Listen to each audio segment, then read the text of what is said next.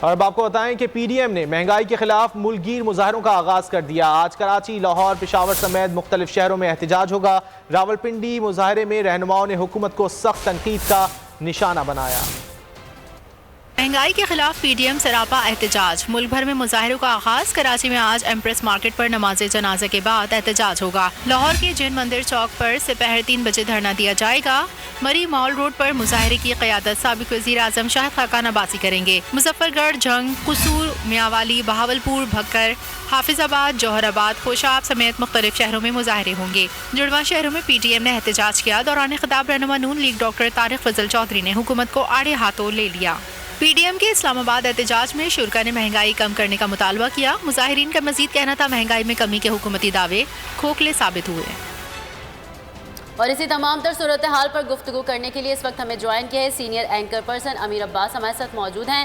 امیر عباس، بتائیے گا ملک گیر مظاہروں کا آغاز کا اعلان تو کر دیا گیا ہے، کیا اس احتجاج سے کوئی فائدہ بھی ہوگا؟ دیکھیں، سب سے بڑا فائدہ جو اپوزیشن اس سے اٹھانا چاہتی ہے وہ پبلک اوپینین میکنگ ہے۔ آپ اس کو ذہن میں رکھیں کہ جو احتجاج ہیں وہ ان کا کوئی ایک حتمی مقصد نہیں ہوتا، ان کے کئی مقاصد ہوتے ہیں۔ ایک مقصد یہ ہے کہ جی حکومت کو ٹاپر کر دیا جائے، جو کہ یقینی طور پہ فوری طور پہ ممکن نہیں ہے، اس کے لیے ایک ماس موومنٹ کی ضرورت ہے۔ جو سب سے بڑا مقصد اس سے اپوزیشن حاصل کر رہی ہے، اس میں کرنا نہیں ہے، وہ حاصل کر رہی ہے اور بتدریج حاصل کر رہی ہے، وہ یہ ہے کہ وہ عمران خان صاحب کی حکومت کے خلاف ان کے مہنگائی کے ایشوز، ان کی بیڈ گورننس، ان کے پالیسی میکنگ کے اندر جو فیلیئرز آ رہے ہیں ایک کے بعد دوسرا، اس کے اوپر وہ رائے عامہ ہموار کر رہی ہے۔ ابھی آپ نے دیکھا کہ یہ جو مریم بی بی نے فیصل آباد کے جلسے میں اور اس سے پہلے جو جنات والی بات کہی تھی، ایک نامناسب بات تھی، لیکن اگر آپ آج ٹاک آف دی ٹاؤن دیکھیں، اگر آپ کسی بھی جگہ پہ لوگوں کو بات کرتے ہوئے سنیں تو لوگ اس بات کو ڈسکس کر رہے ہیں۔ جو پولیٹیشین ہوتا ہے، پولیٹیکل لینگویج ہوتی ہے، وہ پولیٹیکل نیریٹیوز جنریٹ کرتا ہے، وہ پولیٹیکل نیریٹیوز کو ری انفورس کرتا ہے، یہ اس کے پاس سیاسی طاقت ہوتی ہے۔ تو اسی طرح سے اپوزیشن عمران خان صاحب کے خلاف پولیٹیکل نیریٹیو جنریٹ کر رہی ہے اور اس کو ری انفورس کر رہی ہے، اور وہ اس کو کلمینیٹ کرے گی 2023 کے الیکشن تک۔ تقریباً پونے 2 سال صرف باقی ہیں الیکشن میں، یعنی جو انٹرم سیٹ اپ آئے گا اور اس کے بعد پھر 3 ماہ کا انٹرم سیٹ اپ ہوگا۔ تو اب اپوزیشن نے اس دوران صرف ایک کام کرنا ہے کہ ہم کسی طرح عمران خان کو دنیا میں سب سے گندا ترین سیاستدان اور بدترین حکمران کے طور پہ ثابت کریں، اور پاکستان کے عوام کو اس سے متنفر کریں، بددل کریں، بدظن کریں، اور وہ اس میں کامیاب ہو رہے ہیں۔ اور میرا خیال ہے کہ عمران خان صاحب خود ان کو یہ جواز دینے، بھلے ان کے پاس اس کی کئی مجبوریاں، کئی جواز ہو سکتے ہیں، ان کے پاس اس کی اپنی دلیل ہے، یہ جو مہنگائی ہے خاص طور پر پیٹرولیم پروڈکٹس کی، اور ان کی یہ دلیل کافی حد تک حق بجانے بھی ہے۔ جو عوام ہے وہ کتھارسس نہیں کرتے ہیں۔ ہمارے ہاں عوام کی جو جنرل پبلک کی اپروچ ہوتی ہے وہ اینالیٹیکل اپروچ نہیں ہوتی ہے، وہ پاپولر سلوگنز کو بائی کرتے ہیں، اور پاپولر سلوگن اس وقت یہ ہے۔ امیر، آپ کو اس وقت حکومت جو ہے وہ پریشر میں لگ رہی ہے، کیونکہ وزیر داخلہ جس طرح کے بیانات دے رہے ہیں کہ اگر قانون ہاتھ میں لیا گیا تو پھر قانون اپوزیشن کے جو لوگ ہیں ان کو پھر ہاتھ میں لے گا، تو آپ کو لگ رہا ہے کہ کہیں نہ کہیں پریشر ضرور ہے حکومت پہ؟ جی ہری بات ہے۔ ابھی یہ جو لاسٹ ہوا پنڈی کے اندر، جو جہاں پہ پی ڈی ایم نے جو ہے وہ احتجاج، اس میں بھی ہم نے دیکھا کہ پولیس نے ریزسٹ کیا۔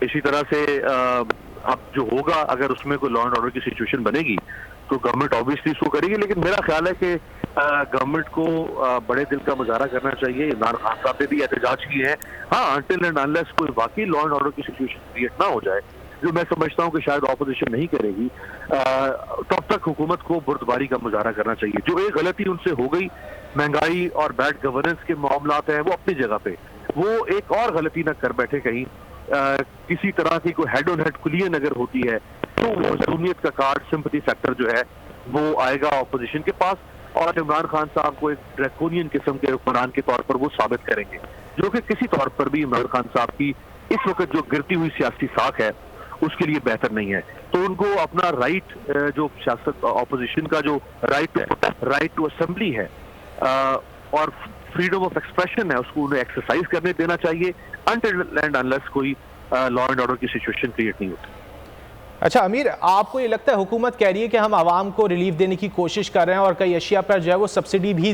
दे रहे हैं, और अब बात हो रही है कि पेट्रोल के ऊपर भी जो है वो हुकूमत सब्सिडी देगी और एक जिसे कहते हैं ख़ास तबके को जो है वो एक कम कीमत पर पेट्रोल और फ्यूल जो है वो मिल सकेगा? आप समझते हैं कि ये हो सकता है? देखिए, ये जरूर आइडिया फ्लोट हो रहा है, इसमें प्राइम मिनिस्टर ने कुछ डायरेक्टिव्स भी दिए हैं, लेकिन हमारी जो पाकिस्तानी इकॉनमी है वो रेगुलेटेड इकॉनमी नहीं है। हमारे यहाँ मुख्तलिफ सेक्टर्स जो हैं वो रेगुलेटेड नहीं है, सिस्टमैटिकली नहीं चलते हैं।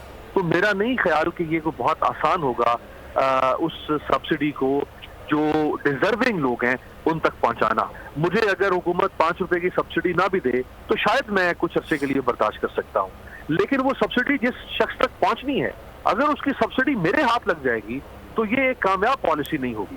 हाँ, एक दूर है इस वक्त हुकूमत का, जिसके बारे में कहा जा रहा है कि एहसास प्रोग्राम के जरिए से जो लोग रजिस्टर्ड हैं, और वो मोस्टली वही लोग रजिस्टर्ड हैं जो डिजर्विंग हैं, जो एक खतरे गुर्बत से नीचे लोग बसते हैं, और उस प्रोग्राम का जो तरीकाकार है वो बहुत मुनज़्ज़म और बहुत जदीद खतूत पे डॉक्टर सानिया निश्चित साहिबा ने उसको बनाया है।